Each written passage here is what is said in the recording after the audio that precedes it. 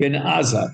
So you may recall that on Daf Nun Aleph Amud Beis, we had a statement of Rabbi Yochanan in which he listed, I think it was 5 different Tanoim who hold that Maimer is a Kinyan Gom. And we spoke about Rabbi Gamliel, we spoke about Beit Shammai, about Rabbi Shimon, and now we're up to Ben Azai, and then we have Rabbi Nechem. So we're now on the bottom of Daf Nun Aleph Amud Beis. And let's see if we count up from the bottom, it would be approximately 10 lines up from the bottom. First word line is Eina. So Ben Azai Desanya. Ben Azai Omer, Yesh Maimer Achar Maimer. B'shnei Yevamim, V'yevama Achas. So when we first read the words of Yesh Maimer Achar Maimer, Adarabah, that sounds more like the Chachamim of Rabbi Gamliel, which would mean that Maimer is not a Kinyan Gom. But we're going to see soon that Reb Ben Azai is going to restrict the application of this principle of Maimer Achar Maimer. It's Shnei Yevamim V'yevama Achas. Okay, so we have one Yevama, we'll call her Rachel, and we have 2 Yevamim, we have Shimon and Levi. And what happens is that both Shimon and Levi did a Maimar on this one single Yevama. And what's going to happen is that Ben Azai is going to say that the Kinyan is Chal when these 2 Yevamim each do a Maimar. And what that means is that each Maimar generates an Isur on the other Yavam, right, respectively, and she needs a get from both of them. So we validate the Maimar in 2 directions. And we're talking about both Maimars of both Yavam. One direction is L'chumra, in terms of Yibum, and the other is a Chumra in terms of Ishus to require a get. So that it's not enough that she gets Chalitza from one of these 2 brothers, she's going to need a get from both of these brothers. But V'ein Maimar Achar Maimar, B'shtei Yevamos, V'yavam Echad.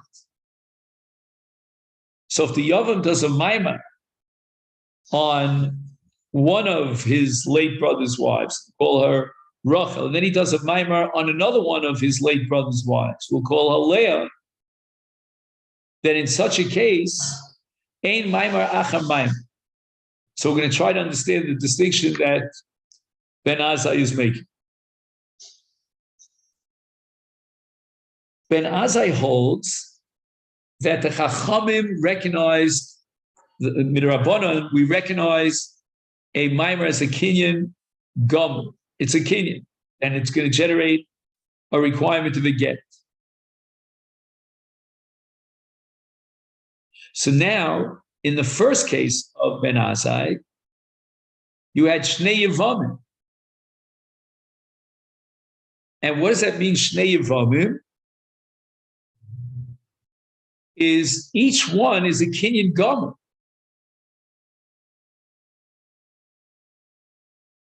Correct? He says like this: Kemet shetiknu chachamim Kinyan Maimar, yesh l'chol yavam v'yavam schus liknos l'mamah. It's like really strange. This is not a classic H because there would be no room for another yavam to do a Maimar. But here there's something called a schus Maimar, that the Chachamim recognized and created an authority, so to speak, of a valid way of Maimar.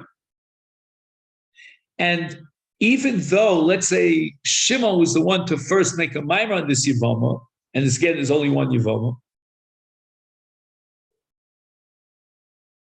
he cannot preclude and undermine the schus of Levi to likewise be Kona with a Maimar.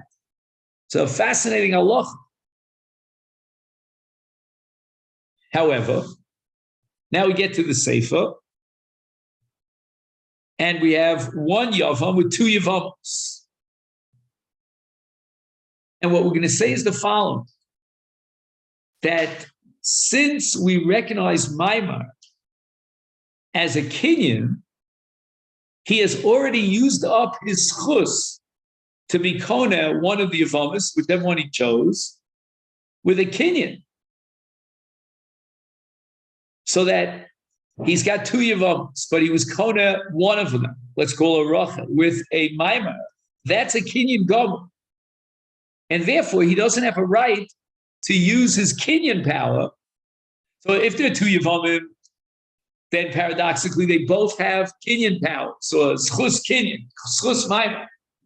And she's going to need to get from both of them. And each Maimar is going to generate an Iser Yibum on the other Yavam. And it's really interesting because we're saying that we're looking at each Yavam separately, as if he was in a separate box with a Mechitza that separates him. And he has a full Kinyan Maimar that we're going to recognize in two directions. Number one, to preclude Yibum vis-a-vis the other Yavam. And number two, to require her to get a get from that Yavam. And in this case, both Yavam. But in the case where it's one Yavam and two Yavamos, then he can create a Kinyan Gomer of Maimar with one of the two Yavamos, but once having done so, we're not going to allow the same Yavam another round at creating a Kinyan Gomer with another Yavamo. Rav Nechemia Disnan, Rav Nechemia Omer, Achas Be'ila, the Achas Chalitza, Bein betchila, bein be'emtza, bein b'sof. So this is Rav Nechemia now in Mishnah. We have two choices now. We can either go back to the Mishnah and learn it again, or we can try to do it sort of backwards by learning Rav Nechemia here, and maybe we don't have to go back to the Mishnah. I don't know. We'll see. But there's something called betchila, be'emtza, bein betchila, bein be'emtza, bein b'sof. So, whatever the sequence might be, it's going to be the same din ein achrei klum. So let's go through the various scenarios and possibilities.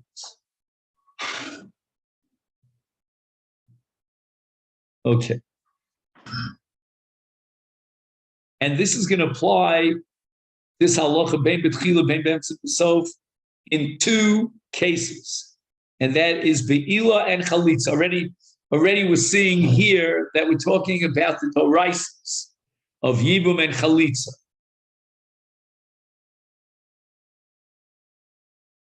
And now we can introduce the Drabanans of Maimar and Get.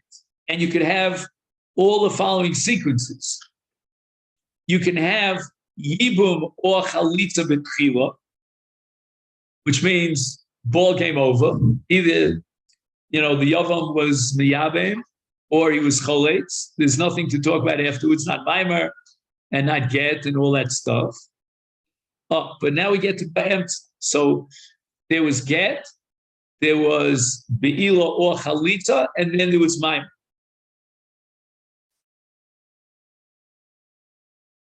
And once again, we're going to say that what came after the Emta is not valid at all. Why? Because Be'ila and Chalitza are final. They are complete. So afterwards, there's no room neither for Get or for Maimar.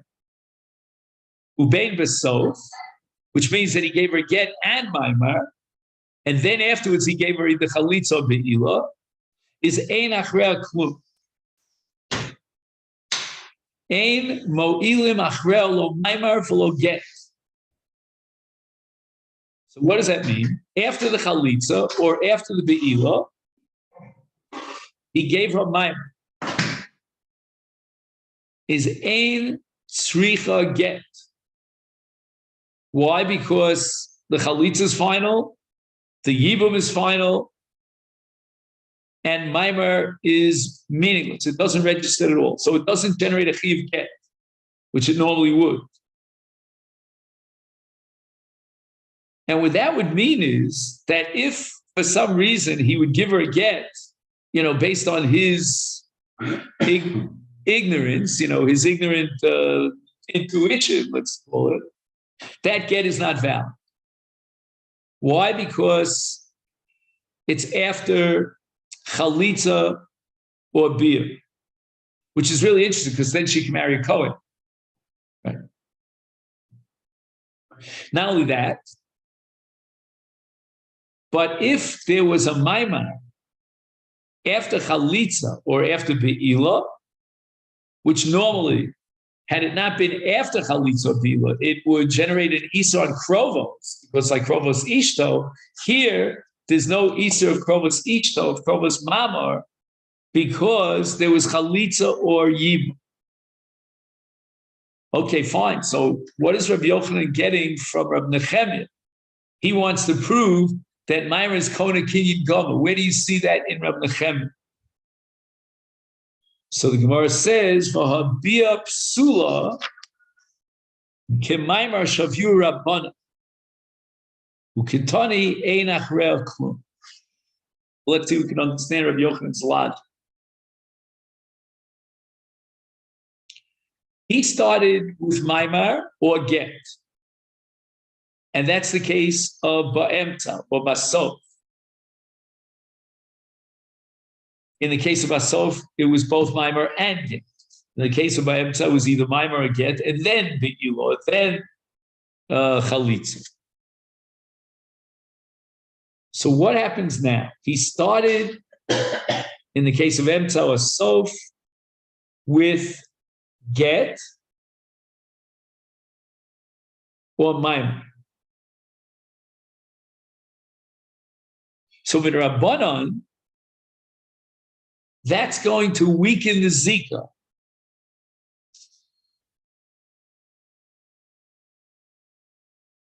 And it's Kemaimar Shavyu Rabbanon.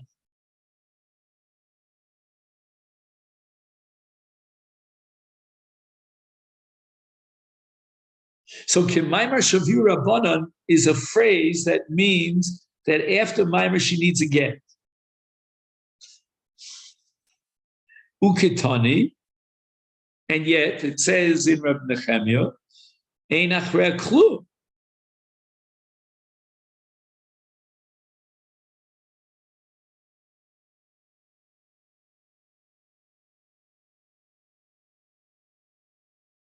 So if I understand correctly, Rabbi Yochanan is raising the following logical problem.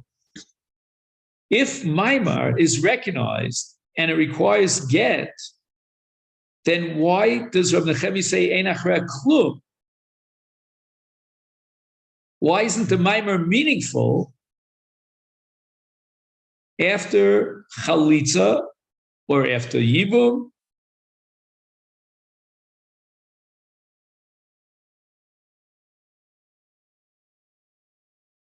So how does that prove that Maimar is Kona Kinyan Gomer? We'll follow the logic. You have any note on that?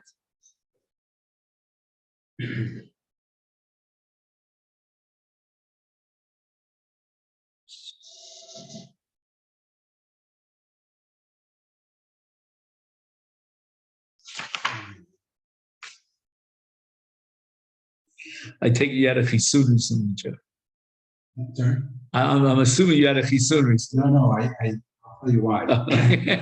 I'm not trying to be what do you call it, a yenta. My echo that didn't want to have to mistake. That was like the most important thing. And it's this afternoon. I'm okay. Not that. Wait, say it again. I'm not catching. So I had a stress test. Okay. And it took a long time to schedule it. I can imagine. And so I wanted to stay healthy. I didn't want anything positive, whether I was sick or not. I didn't want to be positive and then have to cancel it. Oh, right. They would cancel. Right. So this afternoon, and I figured nothing's going to happen now. I would thought you would wait until after the echo, but okay. Because they're not going to test you between now and the echo anyway, right? Okay. So what do you have there? Do you have something on Rabbi Nechemiah that you could shed a light on? Since Rabbi Nechemiah holds that there's nothing after deficient palpitation, which is on the level of. We go slowly. There's nothing after the initial bia. Okay, fine. Or deficient bia, which is on the level of mamar in regards that it does not dissolve. Okay. We must hold also that there is nothing after Mamar. Okay, the Rishonim wonder of Rashi. This is a Rashi explanation that a deficient cohabitation is like, in the sense that it leaves the Yevamot subject to Chalit. Rashi himself in Mishnah explains Rabbi Nehemiah's words. There is no validity to anything after cohabitation in the middle or at the end, as meaning that the Yevamah can be discharged with a get and without chalitza. Moreover, the Gemara below states explicitly that this is Rabbi Nehemiah's intent. All right, I don't know, Jeff. I'm going to have to go through that again. It's really complicated. So let's go on a little bit in the Gemara, and then maybe we'll come back to that. But basically, the bottom line, from what I understand, is that the Gemara is proving here that Rabbi Nehemiah holds ein maimer acher maimer, which is exactly Rabbi Gamliel. And the reason for Rabbi Gamliel ein maimer acher maimer is because maimer is kohen kinyan gomer, and therefore once it's a kinyan gomer, you can't have another kinyan maimer. All right, so the Mishnah says, Ketzad asa maimer biyavimtov nosan laget tzricha heimena chalitza. So if there was maimer, she'll need both a get for the maimer and chalitza for the zikas yibum. And now we're going to turn to Daf Nun Beis. Now at this point, the Gemara is of the opinion that there's machlok shin Rav Gamliel and Chachamim about get acher get u'maimar acher maimar. And the Mishnah is coming to tell us something about the scenario of this machlokas. Right? Ketzad. So the word Ketzad here, the Mishnah, means in what scenario do we have a machlokas between Rabbi Gamliel and the Chachamim regarding Maimar acher Maimar or Get acher Get? So Gemara asks the following: Hi Get acher Get. If the Mishnah is talking about the law of Get acher Get, then why does it go ahead and give us a case of get liachar maimar? I mean, we're talking about get liachar get, and yet it says asa ba maimar, and then nasan la get. I mean, it should have said asa ba maimar, and then there was another maimar, or asa nasan la get, and then he gave her another get. But instead, the Mishnah is talking about a get after a maimar. That doesn't seem to fit the description. Rabbi Yehuda Hachikam. This is what the Tanav Mishnah maintains. Get acher get, u'maimar acher maimar. I don't even have to explain. Kidamara. Right, that was the brisa that we had back on Daf Nun Aleph that explains get acher get, maimar acher maimar. We had shnei yevamos and yavam echad. We had shnei yevamim, the yevama achas. And the Tana is now coming to address Yavam Echad, the Yevama Achas. So it's not a case neither of two Yevamos with one Yavam or two Yevamim with one Yavam, but rather it's one Yavam and one Yevama. Ketzad HaTorasa. Right? So how are you matir the Yevama? In a case where there was a maimar or a get. And on that, the Tana of the Mishnah answers, Asa maimar b'yevimto v'nasan lo get, tzricha heimena chalitza.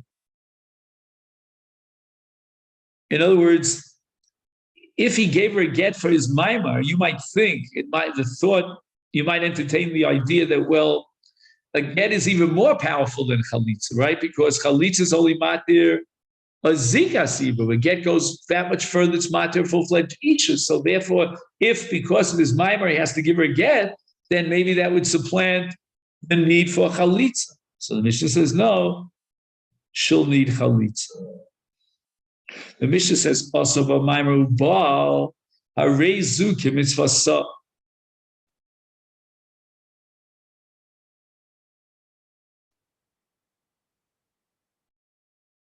So what does that mean? Meaning, it sounds like the Mishnah is telling us that the best way of doing Yibum, ideally, if you come to the rabbi and say, Rabbi, I'm about to perform Yibum, what should I do? And the answer is Maimar, and then Be'ila. And Lema Mesayeh Leil Rafuna, Diyam Rafuna, Mitzvahs Yevamot, Mekadesh V'achkach Boel. Pili Playim. I mean, this is so antithetical to everything we've been assuming. So it sounds like, again, unless this is a drabanan, it sounds like he's talking about the mitzvah d'oraisa, and he advocates that there should be maimar first. There should be kiddushin. Now, why do you need kiddushin? The Torah says yavo lev v'yivra. I don't see any mention of kiddushin.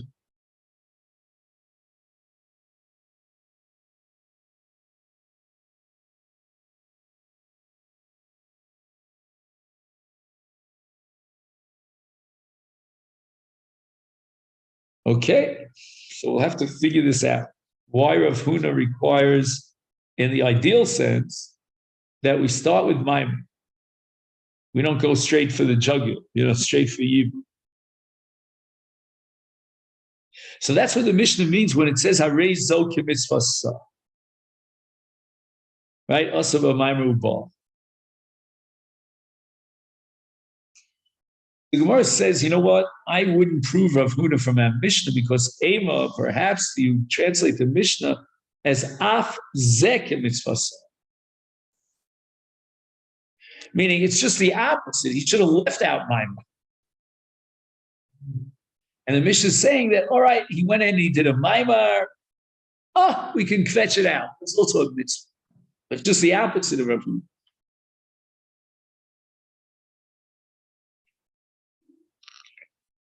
So the Gemara says, Pshita, if you're talking about a man who did Maimer and then Yibum, so do I need the Mishnah to tell me, Kim mitzvah sa, that he fulfilled his mitzvah of Yibum? I mean, what was the Haba meaning to say that he didn't fulfill the mitzvah of Yibum? If the Mishnah is being mechadish that he needs Maimer, that's a big chiddush, that's Rav Huna.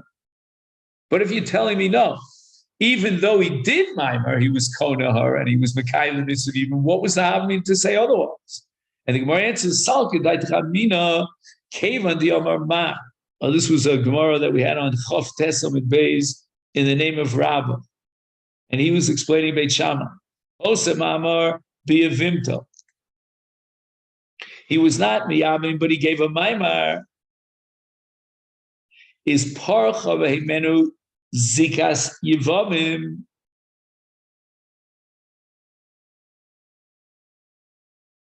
So what does that mean? Parcha mimenu Zikas Yevamim. I mean, we're talking about a person who wants to be Mekayim the mitzvah of Yibum.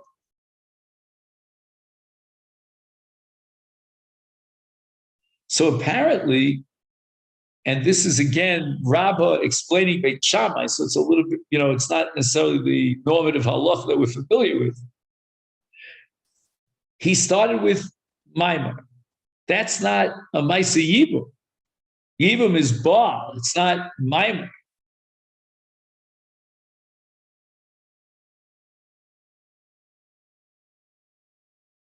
So if that be the case, what does he mean? Parcham mimenu zikas yivamim, that the Torah wanted yibum without maimar. So he's not really doing it k'mitzvasa. Had he done this yibum k'mitzvasa, he would have been boil her, and that's it. But instead, he did a maimar like Kiddushin.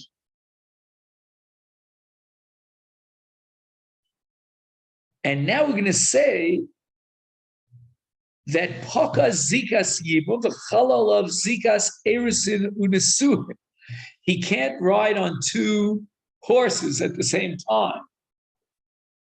He can't dance at two weddings at the same time. That would be a more appropriate analogy. And what wedding are you dancing at? Are you dancing at a wedding of Zika, of Yibum, or are you creating Ishus in the normal path of Ishus, which is Erisin and Isuit? And therefore, according to Beit Shammai, if he first started with a maimar, then he's creating a different kind of a zika, a different kind of an ishus, the classic ishus of Eris and Nesua.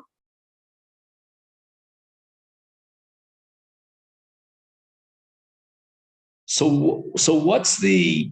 I just want to know what the implication is. I understand the Gemara now is going to say Emer Lav Mitzvah Ka'av. Right? He's really messing us up because he's replacing Zikas Yibu with Zikas Eris and Nesua. So therefore, maybe Lav Mitzvah Ka'av. But what's the immediate nafkamina here? So in the Masechet, he writes something which I don't understand. In Baal below chuppah lo kana liyevama. Just 1 second.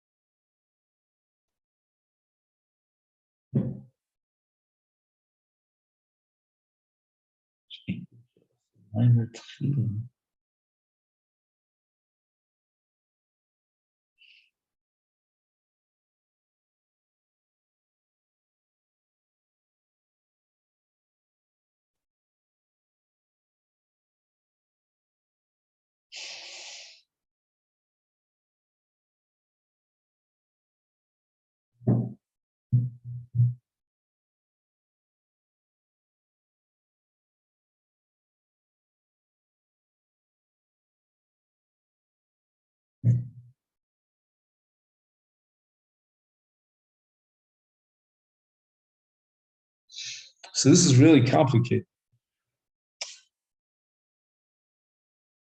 What is Beit Shammai saying over here? On the one hand, it says Chalav Zikas Eres Nesuin. It sounds like this is an Eishes Ish situation, and he's completely supplanting the Kinyan Yibur.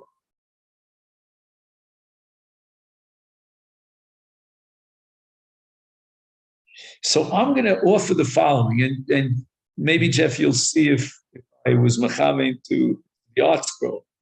I'm going to emphasize the word nisuin. Nisuin,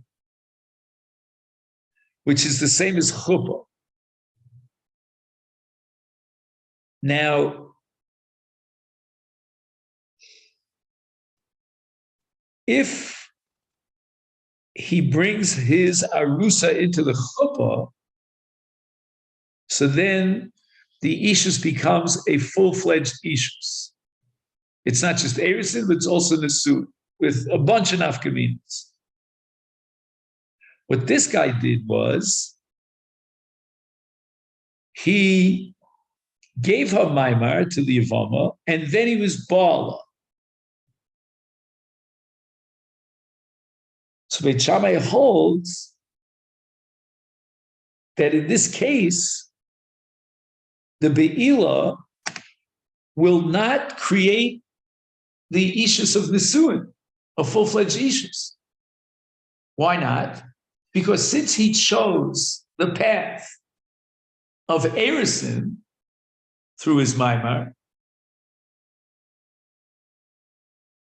then Be'ila could not create Nesuin. Dafka Chuppah creates Nesuin. Do you follow? So it's really interesting. Basically, Beit Shammai is being mafkia in this particular scenario, Yibu, right? When a man is Baal al Yevimto, she's a full-fledged Eishasish. L'kol davar. Like, for example, he Yarshin Zara and he's Mefer Nidareha, and he, gets Nichsei Malug, the payrolls of Nichsei Malug. And if she dies, then he has to bury her, and all that happens after Yibum, but not in this case. In this case, that he took a different pathway, namely Maimar, then he's on a different road. He is on the Eris and the Suin road. And Bia is now excluded because there was no chuppah. It was only Erisin, like he gave a kesef, and then there was Be'ila. Well, if a man gives a woman kesef and then he's Baal, then there's no Nesu. So that Be'ila, which normally, if he had not done Maimer first, and according to everyone but Beit Shammai, even after Maimer, but let's go with Beit Shammai. According to Beit Shammai, had he started with Be'ila and cut out Maimar, she would be a full-fledged Nesua. Because he did Maimar, that same Bila, which could have been and would have been a full-fledged Nesuin, is no longer viable as Nesuin because he didn't take her into the chuppah. And the rule is that if you're on the track, not of Yibul, but of Eris and Nesuin, then there's no such thing as free beer. You don't get a freebie for that. You have to take her into the chuppah. And if you don't take her into the chuppah first, after chuppah already, he can have bila with us. He's muteris. But the kinyan itself is clinched by the chuppah. So that this be'ila, which under normal circumstances of yibum would be nesuin, she's a full-fledged nesuin with all the repercussions. In this case, where he started with Maimar, Beit Shammai insists that he chose for himself a different path. He's no longer on the frequency of Yibum and Bia. He's on the frequency of Eris and Nesuin. And why? Because he started with Eris and he started with what? With Maimar. So what comes after Maimar? It's got to be Nesuin. What's Nesuin? Chuppah. The Ela is not gonna do it. And honestly, it sounds like Beit Shammai's talking about a Doraisa. It's antithetical to a lot of our premises. We always assume that in a Yibum situation, Kiddushin is nothing. It's a Drabanan at best. No. The Torah, according to Beit Shammai, gives you two options. You can either go down the Yibum option or the Eris and Nesuin option. In either event, at some point he has Be'ila with her, he's Mekayim the mitzvah of Yibum. Oh. Now, based on Beit Shammai, we have a Hava Mina. Now we're going to explain the Salka Daitach in a case where there was Maimar and then Be'ila. Why did the Mishnah have to go ahead and tell me that that's called Kim Mitzvah Sa? What would I think otherwise? The answer is I would not think it's Kim Mitzvah Sa. Aim Alav Mitzvah Ka'av. This is not the mitzvah. Because through his Maimar, he chose the classic method of marriage, of effectuating marriage of Eris and Nesuin. So he's basically forfeited the mitzvah of Yibum.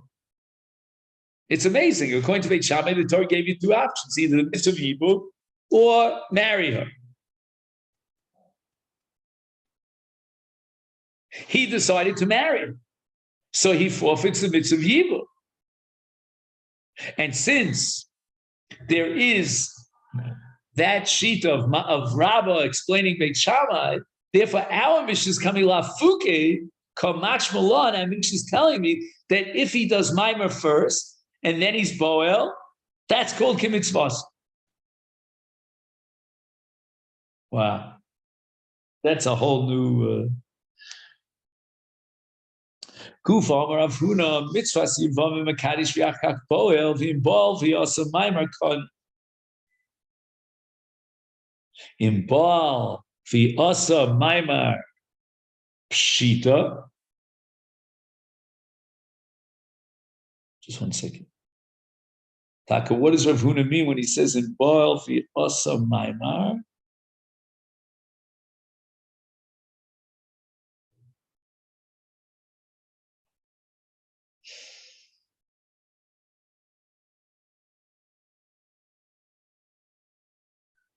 Da Kanya Vibia. what do you have to tell me that if there was Be'ila, then Maimar is Kana? With the Be'ila, it was Kana. I mean, we're not going to say that the Maimar is going to undermine the Kinyan. Ella Ema, we have to interpret Rav Huna in Baal below Maimar Kana.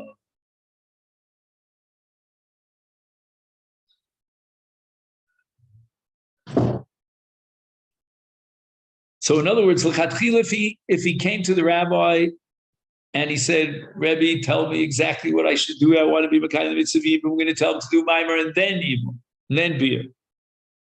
What happens in an event that he cut out Maimer and he went directly to not pass go to Be'ila? He's Kona.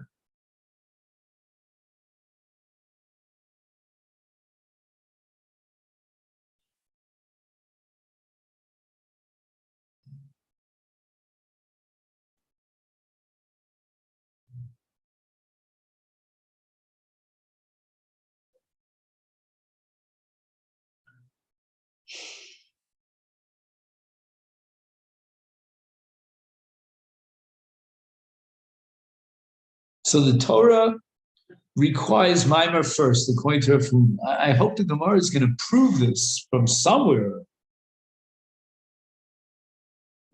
So now what happens if he skips the step number one of Maimer and he goes straight to Be'ila?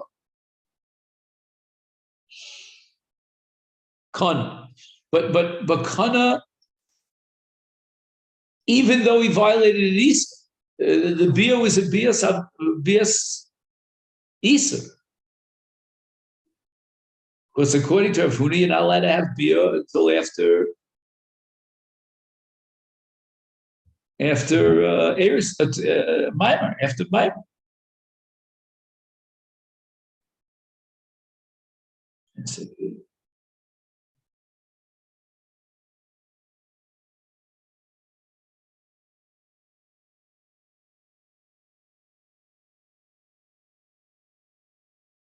In a funny sort of sense, Rav Huna is saying the exact opposite of Rabbah in Beit Shammai.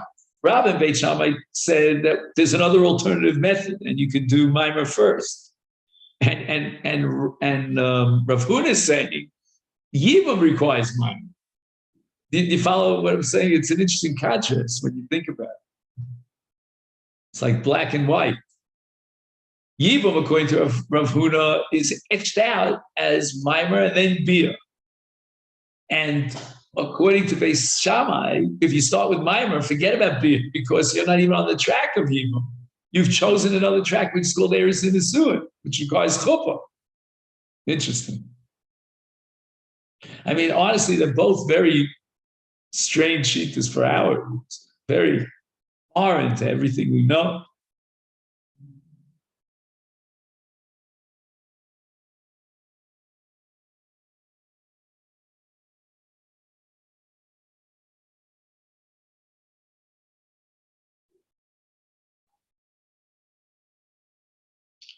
Gemara Vatanya Loke.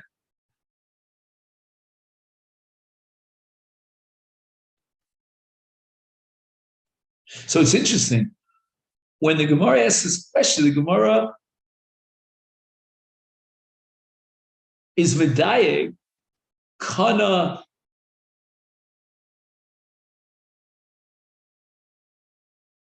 Velo Over Avera.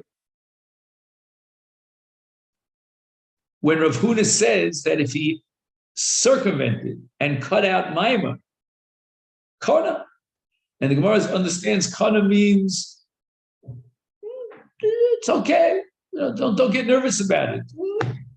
This is also another method of evil. So how can he get Malchus?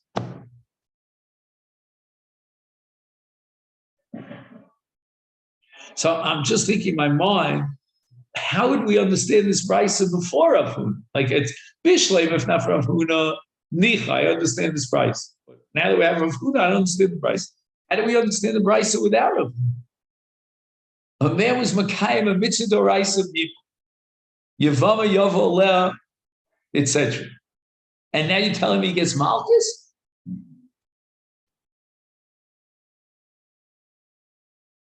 Just see if does anybody say anything? Yeah.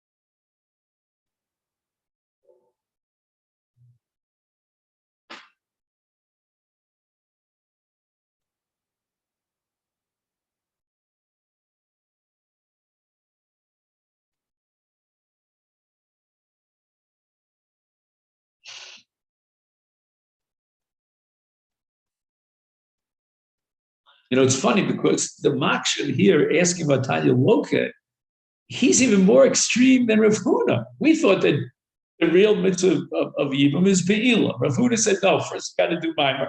And now that we're saying if you left out Maimer, you should get Malchus. And that far Rav Huna wouldn't go. So like we have all these gradations over here. We went Minakot al Akot. We assumed that the Torah advocates Be'ila and straight away. Now Rav Huna says, no, the Torah advocates L'chat Tila, that you should have Kiddushin first, right? You should have Maimer first. If you didn't have Maimer first, then you went straight to Bia, you're okay. And now the Gemara has another extreme. We have a Brisa that says that if you went ahead and you were Baal level without a pre-Kiddusha, we're going to beat you with Malchus. You violated the Torah law. Again, what Easter is it? It's not a Shishach thing. Well, now, if you Maimer, now you know that you owe us. Without it, there's always the question. Oh, we could go back to Abba Shol and all that Right. stuff. But are we going to assume, therefore, and we had the suffix even in Abba Shol, if he went ahead and he had Yibum without Kiddush, without Maimer, then he violates the Iser Erva Doraisa Veishasah. Not only does he forfeit the mitzvah, but we have to give him Malchus for violating an Erva. I don't know. That's really way out.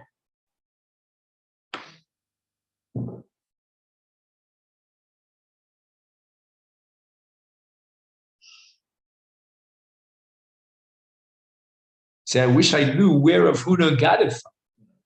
Where does it say in the Parsha of Yibum that he gave a kesef v'shtar?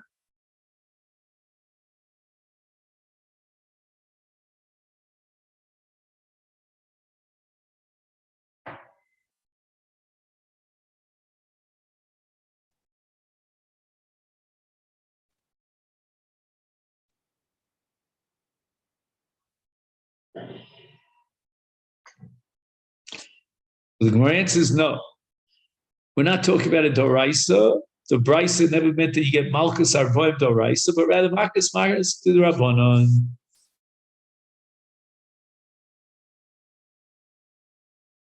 So we don't like this kind of behavior, where he goes straight for the jugular without Maimer first. And when Rav Huna says Kana, he doesn't mean to say that he's off the hook. We're going to have to put him in his place with Makas Mardus. But Kana, we're not going to go as far as to undermine the king.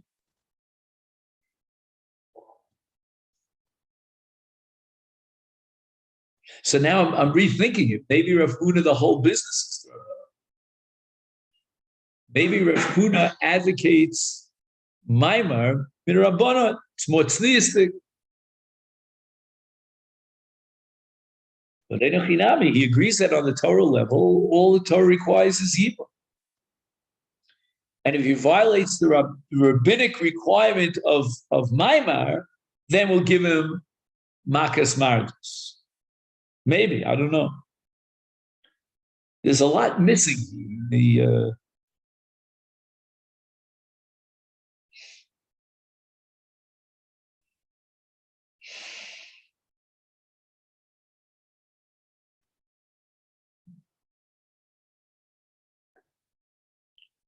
The Rav Mangid or Menagid Mand Makadish B'Biyah. So obviously the Torah advocates Biyah as one of the three methods by which you kohen an isha. And Rav says, no, we're not going to allow it. We're going to give him Malchus Rabbanon, Malchus Mardus, because of this priestestic act that he went in and had Biyah without first Kesef V'Shtar.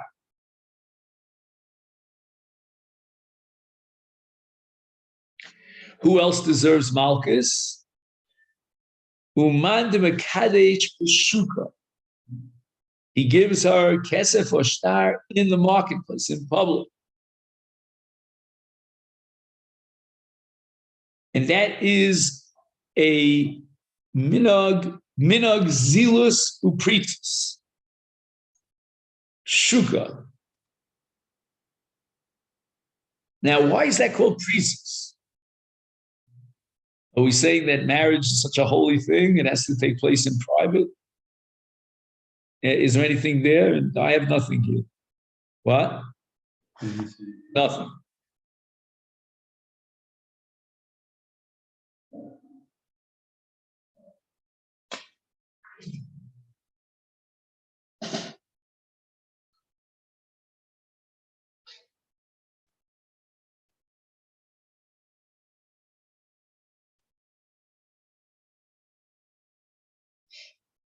I'm just thinking out loud, does this apply to Nisuin as well? Meaning chuppah? I know, like, for example, are you familiar with this, a place called Nof? Anyway, in Nof, I mean, there are millions of examples of this. I don't have to quote Nof, but they take pride in the fact that you can have an outdoor chuppah. And the outdoor chuppah is like on the street almost. It's very public, but maybe the Gemara is only talking about Kesef and Shtar. Why do we want tznius? I mean, in our day, I would give it a whole different interpretation. That's not what the Gemara has in mind. But, Moshe has tshuvas about non-religious people who are at the wedding. And maybe they become Eidim, right, and they passel all the Eidim. Yes, he has to figure out how we can circumvent that problem. So if you have a public, Kesef or Shtar, you might have a problem of Eidim Psul. But that's not what the Gemara has in mind.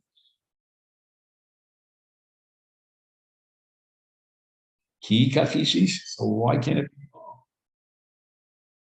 It's a pretty happy event, is it not?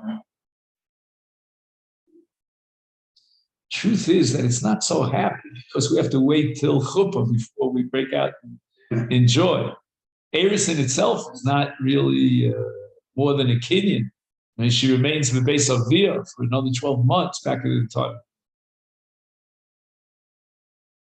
In fact, I think the Gemara in Moed says that Ein Ma'arvin Simcha b'Simcha in terms of Chol Hamoed, but only as far as Nisuin is concerned, not as far as Erusin. Erusin is only opinion; it's not Simcha. It doesn't generate any din of Shivas Yimei Asur. Anyway, so this kinyan should be taking place in private. What else? Uman de Mekachi below Chiduchi. I have to say I'm guilty of this. I'm Malchus. I don't know if they can give it to me at this age. Maybe it's too late. But we didn't have Shidduchim. In fact, there are a lot of poskim today who shy away from Shidduchim. If you break Shidduchim, it's like a really horrible business. He writes, Makadish Isha below Lidaber Ima Lifnei HaKiddushim V'Yiskei HaShiva V'Kiddushin. So maybe we have shidduchim. He's not referring to the legal or monetary contractual shidduchim and the implications of that. He's talking about talking to her so that we know that she wants to accept the kiddush.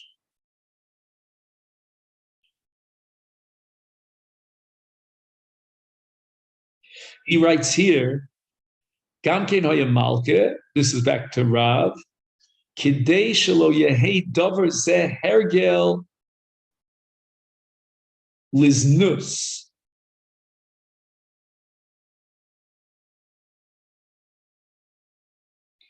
the Yidma Lekadsha, I'm sorry, the Yidma Lekadesha, Shahoisa Kode Matan Torah.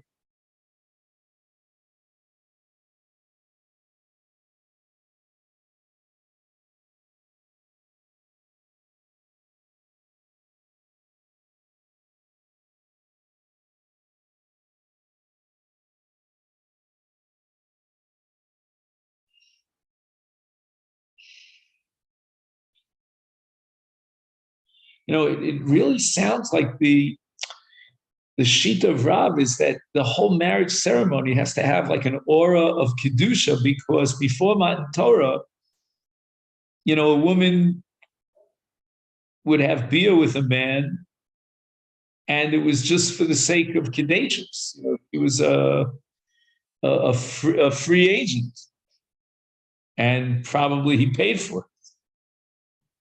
So we want to somehow create a kedushin which is fundamentally different than znus of kedusha that was so prominent before Matan Torah.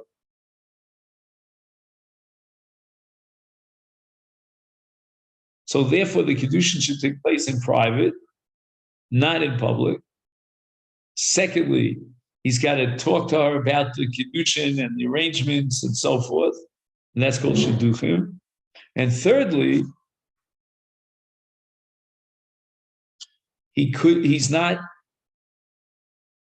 allowed to be bar before kesef ishtar, even though the Torah recognizes that as a third method of kinyan.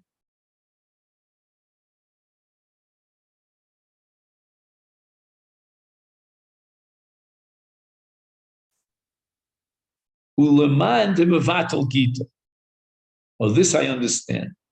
So a man sends a get to his wife across the seas with a shliach, and then after the shliach is on his way to deliver the get, he's mevatel the get, which he can do according to Torah law. And Rav is going to give him makas mardus because the shliach has no idea. He has no way of knowing that the Baal was mevatel the get. He delivers the get to the Isha. She gets married to someone else. And sure enough, the children are mamzerim. Uman de Mosar Moda Agita. But he hides in front with two Eidim in a private room before he gives the get, and he's Moser Moda, and he tells the Eidim, I'm not interested in this get. It's against my will. And again, Rav is going to give him makas because the get might get into the hands of the Isha. She doesn't realize that he was Moser Moda, because that he does privately. She might get married and the children are mamzerim. Uman de pakir l'shlicha de rabban. Right, so the Bezdin has a shliach, and they send him out to subpoena someone to court. So they knock on your door. I'm here in the name of Bezdin, and you have to come to Bezdin. So he slams the door in the face of the shliach. We'll give Malchus for that. Uman de shoy shamta de rabbanon alei tlosin yomin.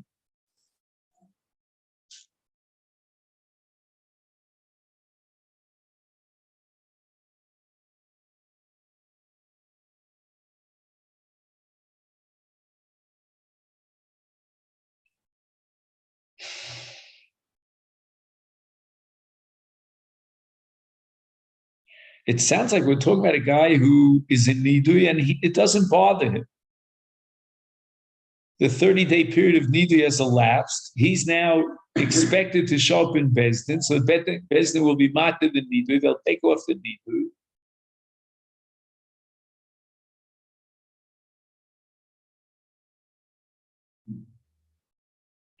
Oh, here he says, Rabbi Malkali Adam Shemashal Atzma Nidui Shlosh Shabla B'Osi Beitina V'Tovel Atish Shitudui Mishum Shemashal Atzmo Nidui. If he doesn't show up in Bezdin, he's extending the Nidui. The Nidui will continue until Bezdin would be matir the Nidui. And he's taking his pretty time. He's not interested in showing up in Bezdin. I'm not sure why. Why is he so excited about being in Nidui?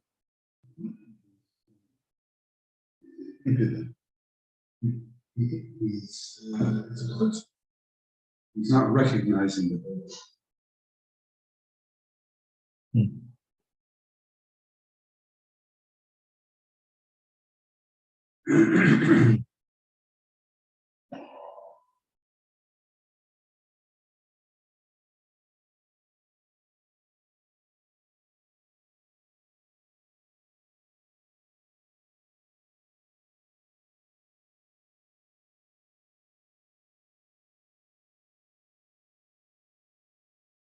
All right. Not 100% clear about this. The al chasna tidoyer b'bei chamui. So the son-in-law lives in the father-in-law's house. So it says here, this is pretty shocking, that we're afraid that he might come to have a relationship with his mother-in-law. And he writes that Stam Chamos Oavos Es Asna. Wow, you could make a movie of this, like a graduate. Wow, this is pretty shocking to me that Rav is going to give Malchus to someone who lives the base Chamos. Like this.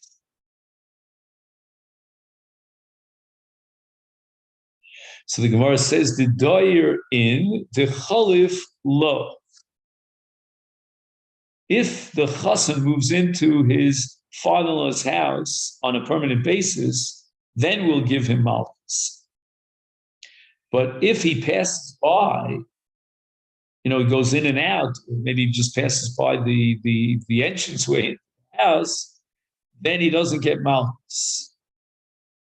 So the Gemara asks, "Who the cholif above the bechamui v'nagdei Rav Sheshes?" Wow!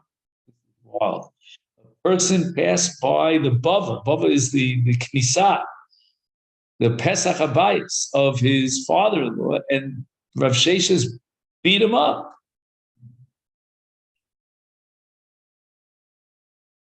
So Gemara says, "Hahu." Medam Havi Diyayim Mechamte.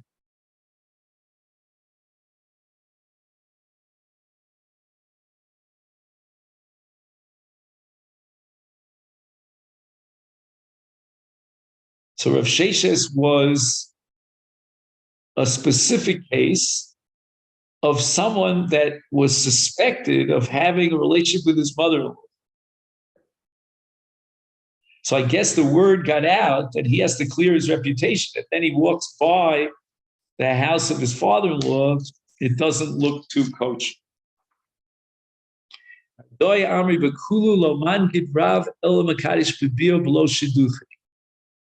that's sort of a consolation. So according to Nardoi's transmission, Rav only gave Malchus for someone who cuts out Kesef and Shtar and he goes straight for Bia, or someone who marries a woman without talking to her first about the marriage. She didn't prepare her, so maybe she doesn't really want to get married.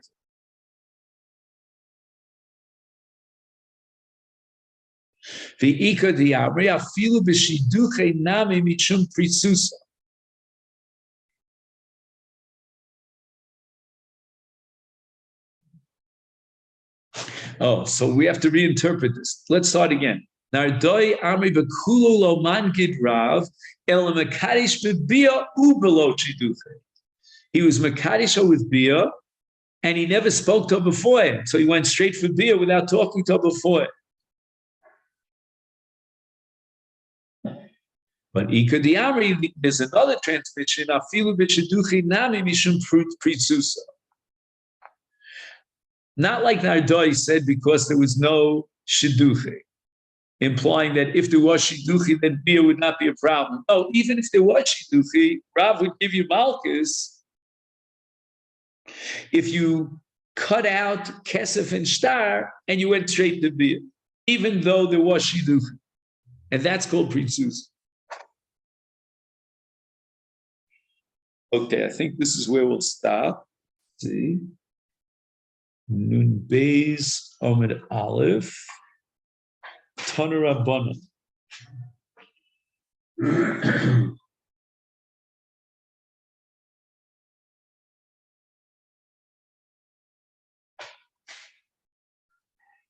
So I'm going to write my note here.